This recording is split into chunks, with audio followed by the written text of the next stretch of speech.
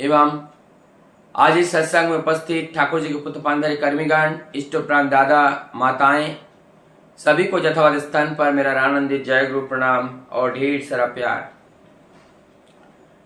आज का शुभ दिन, शुभ घड़ी, सुबह से ही ठाकुर जी का नाम ध्यान, प्रार्थना, पवित्र ग्रंथ आदि का पाठ, तत्पश्चात विभिन्न भजन कीर्तन के माध्यम से प्रत्येक दिन की भांति वातावरण में जो परिशुद्धि, परिष्कृतिकरण,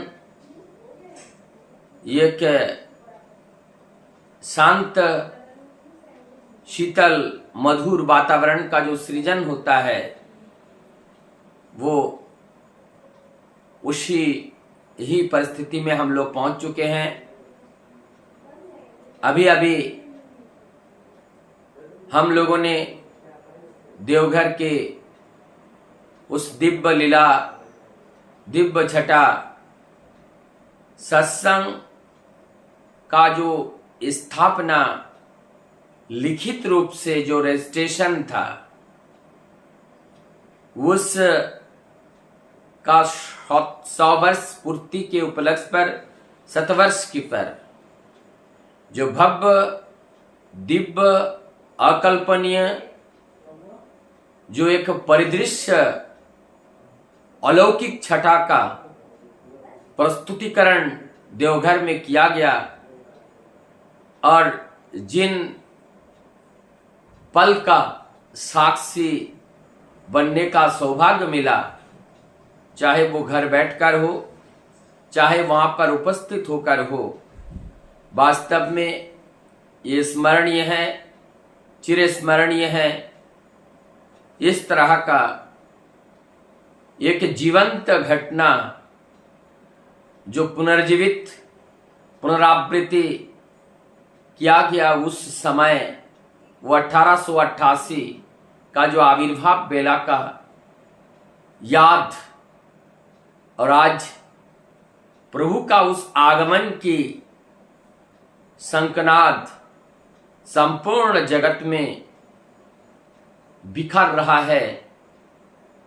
वो अनंत सूर्यकटी के समान उनका जो प्रकाश, उनका जो रोशनी हर घर तक पहुंच रहा है। वहां की दिव्यता हम लोगों ने देखी, और उसके बाद फिर जो बीते दिन काल हमारे श्री श्री दादा का जन्मदिन का भी पालन बड़े धूमधाम से किया गया, और आज ये सारे हर्ष उल्लास के बाद आज का जो वातावरण, आज का जो चिंतन मंच हर व्यक्ति के मन में आनंद, हर्ष, उल्लास और अलौकिकता से भरा हुआ है। और इसी बीच में आज जो हमें बांग्ला में चलार साथी ग्रंथ की जो वाणी है 158 बांग्ला में यहाँ पे है, हाथी कलमी शिक्षा। ये एक मुहबारे की तरह है, जैसे फ्रेजल भार होते हैं कि शिक्षा हमें मतलब संपूर्ण ज्ञान अर्जित करना। ज्ञान अर्जित करने के लिए, संपूर्ण ज्ञान अर्जित करने का मतलब क्या है कि केवल हम कहेंगे भाषा में, केवल हम थ्योरी को जानेंगे, लेकिन उसका प्रैक्टिकल पार्ट को नहीं जानेंगे, ये नहीं होगा। इसको हाथ कलम और शिक्षा नहीं कहते हैं। यहाँ पर भी वही तीनों बात हमें उतारना है, सोचना और विचारना और उसको करना। Thinking, talking and working. और वही यजन, याजन, इष्ट भीति। ये जो यजन, याजन, इष्ट भीति है, इस यजन, याजन, इष्ट भीति का ही यहाँ पर हाथ, कलम और शिक्षा। यहाँ शिक्षा ये व्यवहार में आता है, और कब व्यवहार में आएगा? जब वो हमारे हाथ में उतरेगा। मस्तिष्क से जब हमारे हाथ में कब उतरेगा? हम पेपर में कब लिख पाते हैं? जब हमारे चित्त पटल पर रहते हैं, जब हमारे मस्तिष्क में बात रहेगी, तभी तो वो हाथ में उतरेगा।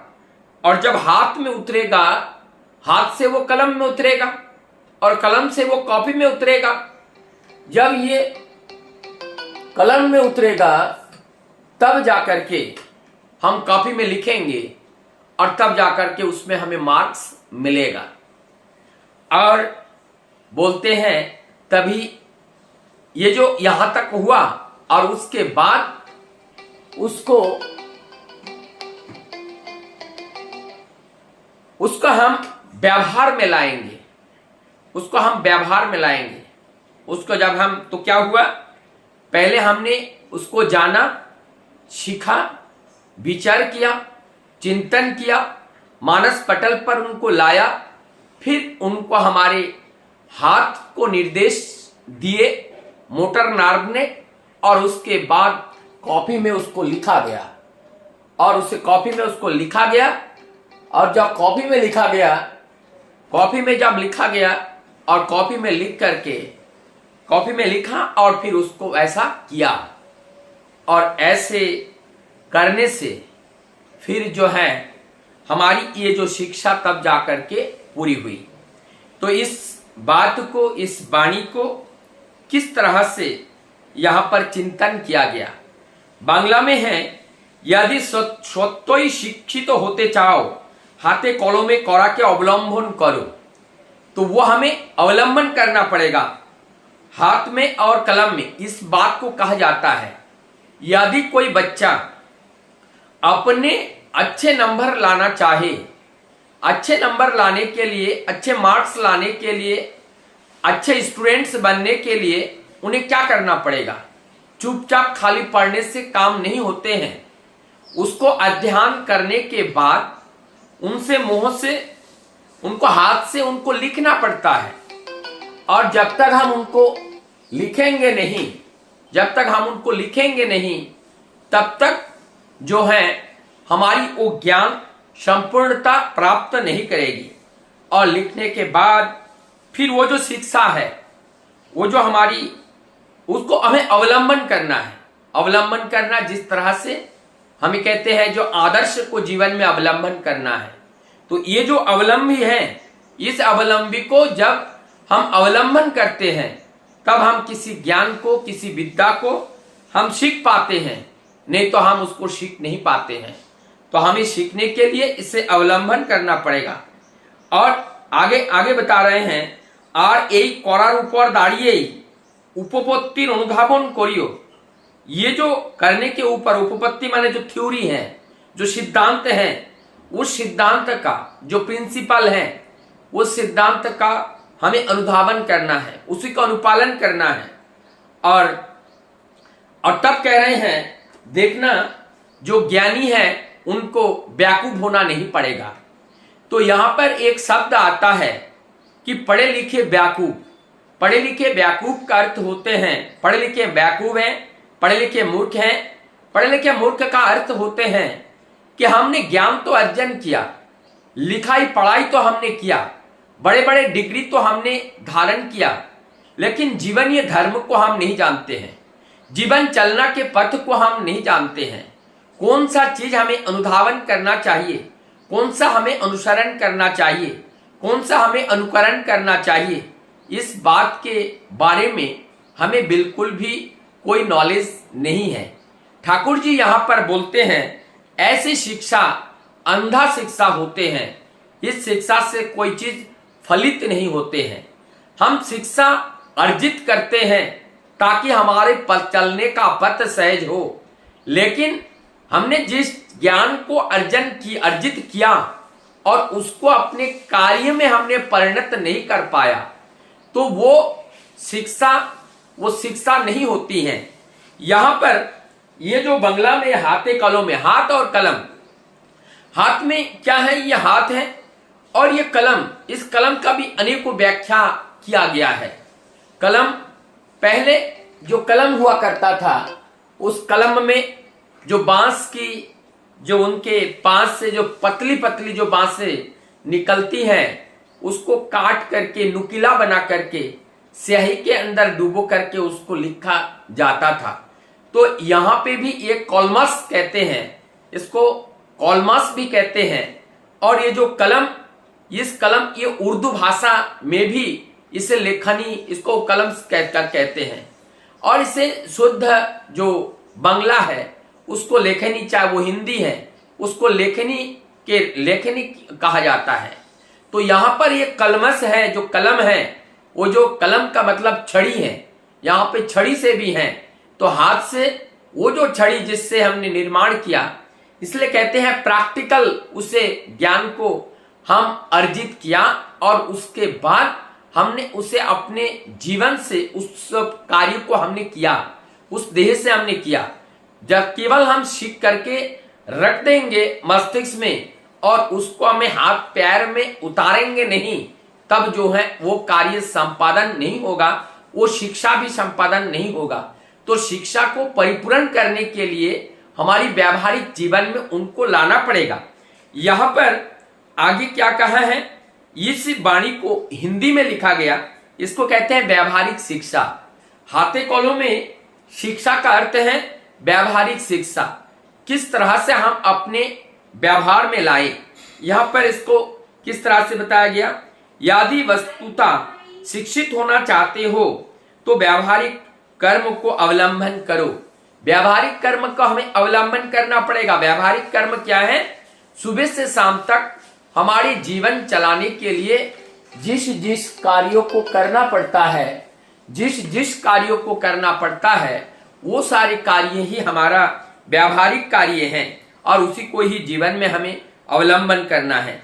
यहाँ पे कह रहे हैं, यदि वस्तुतः शिक्षित होना चाहते हो तो व्यावहारिक कर्म को अवलंबन करो और उस कर्म के बल पर उपपत्ति अर्थात थ्योरी का अनुधावन करो। देखोगे कि ज्ञानी बेवकूफ बनना नहीं पड़ेगा। ये जो ज्ञानी बेवकूफ हमें बनना नहीं पड़ेगा।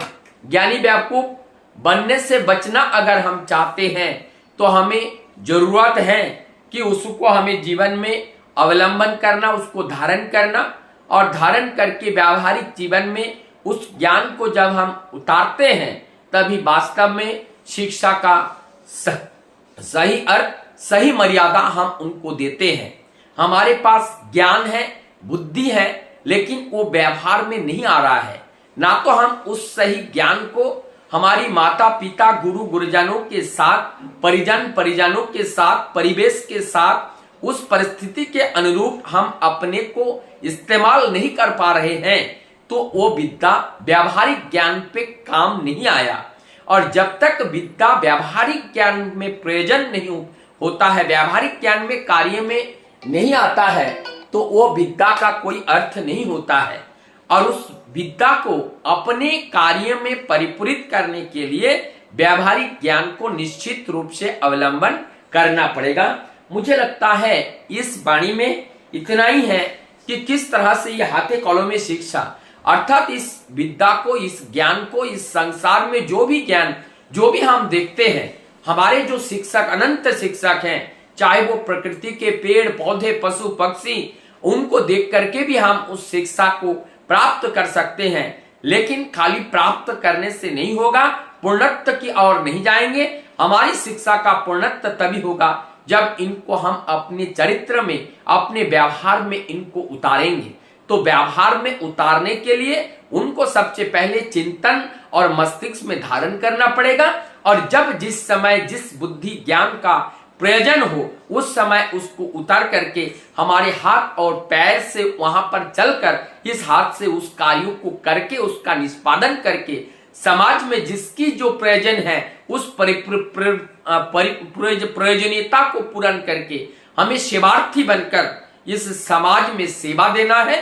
तभी शिक्षा का जो मूलभूत अर्थ है वो अर्थ परिष्कृत होगा और उस अर्थ का वास्तविक अर्थ निकल के आएगा, जिससे हमें भी आनंद मिलेगा और जो इस सेवा को पाएगा, पा करके उनको भी आनंद मिलेगा।